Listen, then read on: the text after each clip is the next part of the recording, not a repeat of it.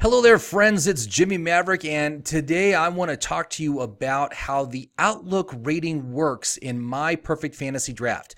This is my draft tool, my live draft tool app, which you can use in your fantasy drafts this season, and you will win your draft. I'm telling you, you're going to have an awesome draft if you use my app. You can access this app exclusively through my website, fantasyfootballmaverick.com.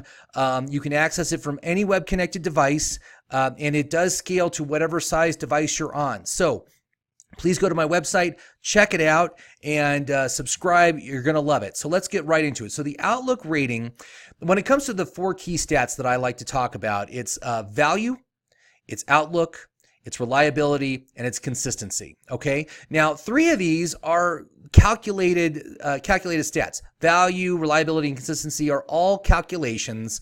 But Outlook kind of encompasses everything else related to that player. And what I'm trying to do is give a good impression as to, is this player in a generally positive situation that can be very good for fantasy, or is he in a negative situation which is very poor for your fantasy team? So the way it works is, the minimum score is 1 star, the maximum score is 5 stars, and they earn stars by certain what I call intangibles. And to see how it's calculated, let's just open up Saquon Barkley. He's sitting with 3 stars. Okay, why does he have only 3 stars? Isn't he the best running back in the league? Well, yes, he is. But let's look at his overall situation.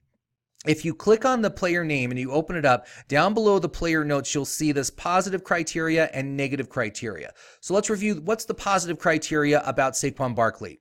High reliability, high consistency, elite running back volume, elite running back pass catcher, and he has upside. So he gets plus 5 stars. And keep in mind, every player starts out with 1 star. So it's 1 plus 5. So he actually has 6 stars total, but it only goes up to 5, okay? But what's on the negative side? What's the negative criteria about Saquon Barkley? Okay, first of all, he had over 300 touches the prior season. That's a lot of wear and tear, and that can, cause issues in the following season, because that's a lot of hits to absorb for anybody to absorb. Okay. Also, sophomore slump.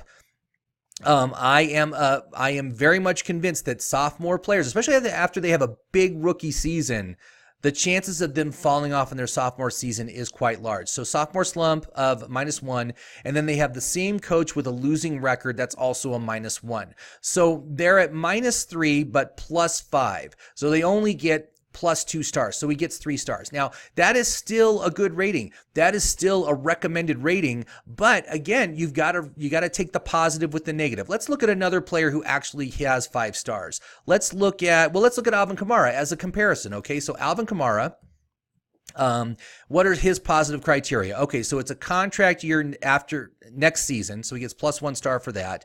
High reliability, high consistency, running back 2 volume, so he gets plus 2 for that, and an elite running back pass catcher, plus 2 stars for that. So he also gets plus 5 stars, but as far as negative criteria, he is not carrying any negative criteria. He did not have over 300 hits the prior year, so he doesn't get a negative point for that.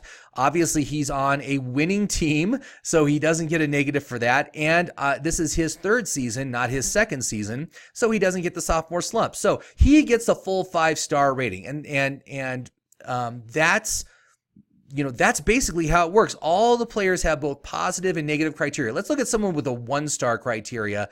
Let's look at, let's move down the list here. Okay, so someone who's not injured, because injury actually subtracts 3 stars from a player's rating. So a lot of these 1-star players are injured. Okay, let's look at Will Fuller. Will Fuller only gets 1 star, even though he's not injured. So let's look at the positive and negative criteria about him. Okay, so positive criteria.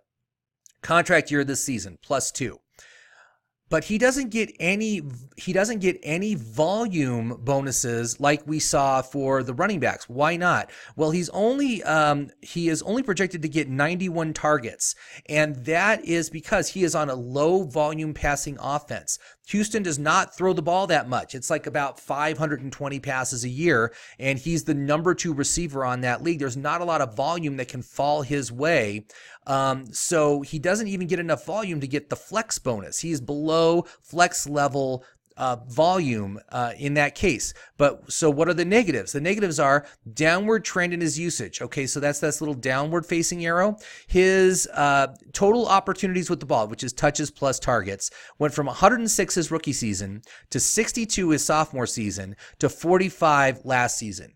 That's not what you want to see in a football player that you are going to be drafting for fantasy football.